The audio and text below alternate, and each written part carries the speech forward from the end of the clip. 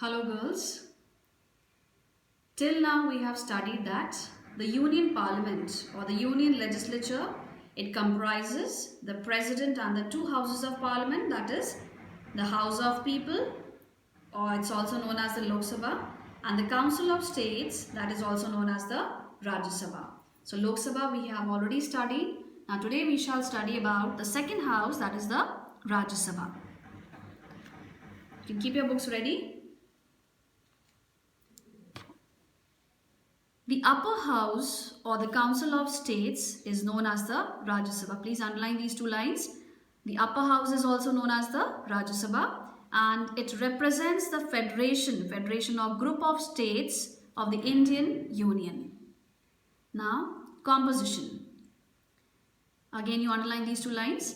The maximum strength of the Rajya Sabha can be 250 members. So the maximum strength, the maximum number of members can be 250. It cannot go beyond that. Whereas for Rajya Sabha it is 250, whereas for Lok Sabha it was 530 members. Now these members fall into two categories, nominated and elected. Now who are nominated members? They are nominated by the President from among persons having special knowledge or practical experience in matters such as literature, science, art and social service. The nominated members are 12 in number. So these 12 members who are nominated by the President, okay, they are expert in their field of literature, science, art and social service. They are very experienced people. They are expert in their field and they are nominated by the President. So out of 250 members, 12 members are nominated members. The principle of nomination is aimed at, now what is the purpose of these nominated members? The principle of nomination is aimed at having distinguished persons in the upper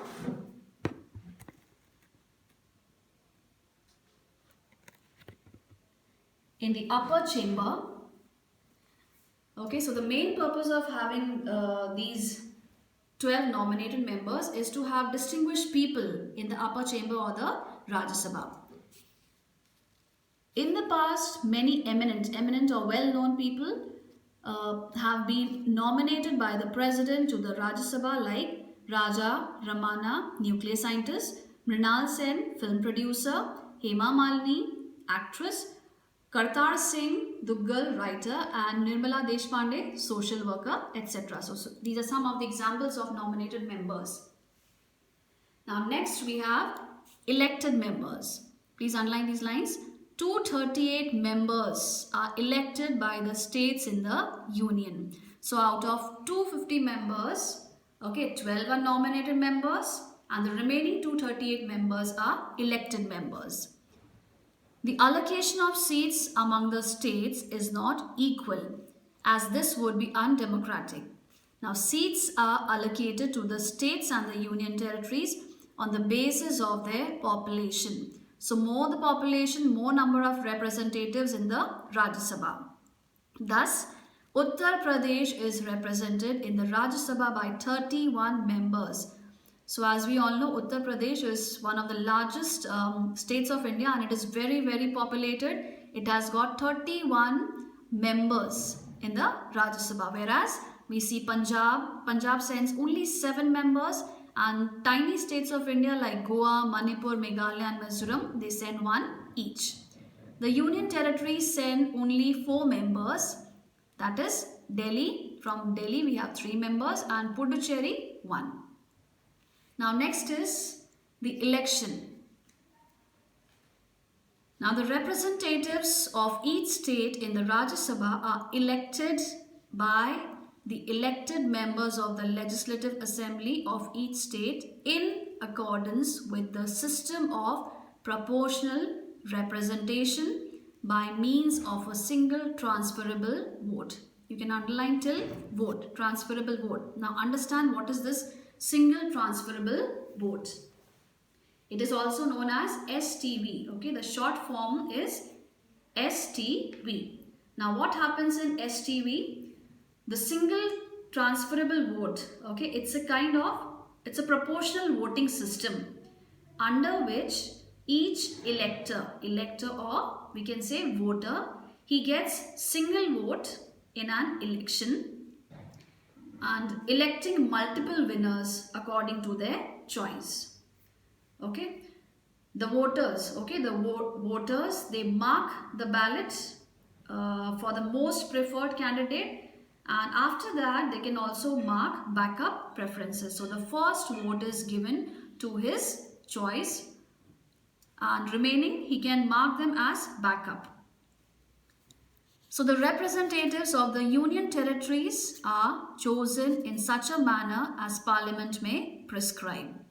The 3 representatives from Delhi are elected by the members of the Legislative Assembly. The Rajya Sabha at present consists of 245 members. So the maximum limitation is 250. At present it has got 245 members, of whom 12 were nominated by the President. Now next we have the term. Term is the tenure, the time period.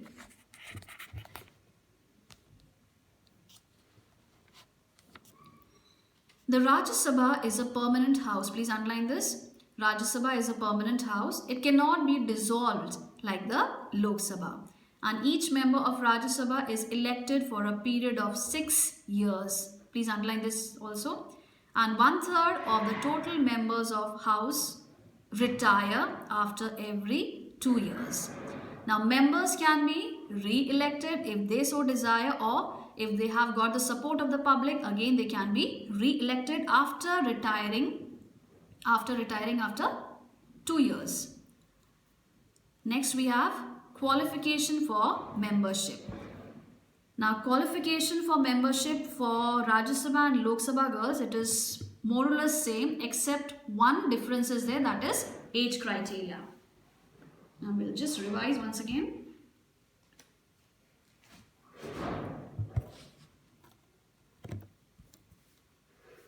Qualifications for membership. Qualifications and disqualification for membership of Rajya Sabha are the same as those for membership of the Lok Sabha, except that of age criteria. Now we see what is this age difference here. The next sentence you can underline. The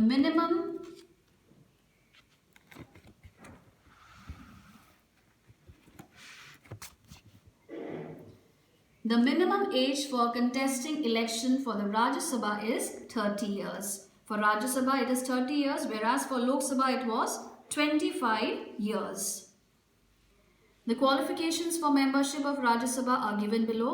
First point, this is the main point, that the person who aspires to be contesting for the election for Rajya Sabha or Lok Sabha, he should be an Indian citizen. Second point, he should be at least 30 years of age in case of Rajya Sabha. For Lok Sabha it is 25 years. Third, he should have his name in the electoral rolls in some part of the country. That means he should have his name in the voters list. It can be in any part of the country. Fourth point, he should not be an insolvent, that is, he should not be in debt and should have the ability to meet his financial commitments. So the person aspiring to contest for the elections of Rajya Sabha should not be a debtor. Fifth point, he should not hold any office of profit under the government. Okay, office of profit means he should not hold any executive post either under the state government or the central government. Next point, he should not be a proclaimed criminal. Okay, he should not have any criminal background or any criminal record in the police station. Last point, he should not be of unsound mind. It means that he should be mentally fit. He should not be an insane person. Now disqualification of membership, these are the same as for Lok Sabha. Now next we have presiding officers.